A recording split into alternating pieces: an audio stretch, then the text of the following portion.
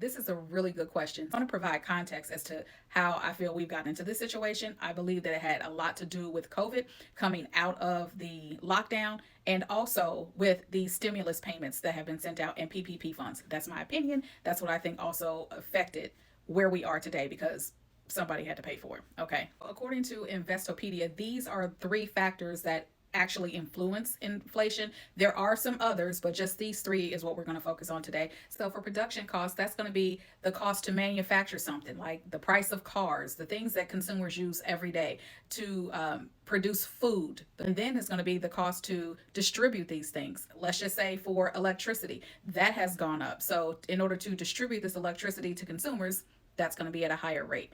Let's think about shipping things. When we are receiving goods from overseas and it's being shipped here, the cost has increased. The cost of oil, the cost of gasoline, all of those things go into the production cost. Then when you move over to the demand piece, the demand is people were coming out of COVID and they were looking to buy a home.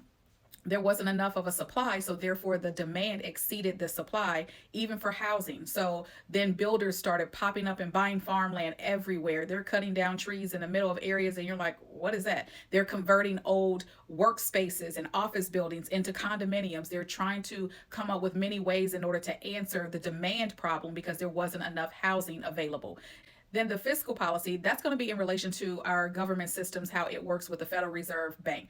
The Federal Reserve Bank is the central bank in this country. So therefore, other commercial banks, they either have their reserves deposited at that central bank or they're just holding on to their reserves altogether and they have tightened up lending. We've certainly experienced it in, my bank. They're not lending out as much as they were prior to the inflation. For example, with housing, the mortgage rates during the pandemic was down in the twos and the threes. Now they're at six because the rates have been increased to kind of slow down the spending. When you slow down spending, it requires businesses to see that, hey, your businesses are not being frequented as much because consumers don't have the extra resources to pay your higher prices. So now it's supposed to help influence or drive them to lower their prices. That will help inflation, bringing down prices of goods and services, bringing down costs that business owners and business establishments are charging. This can also affect employment.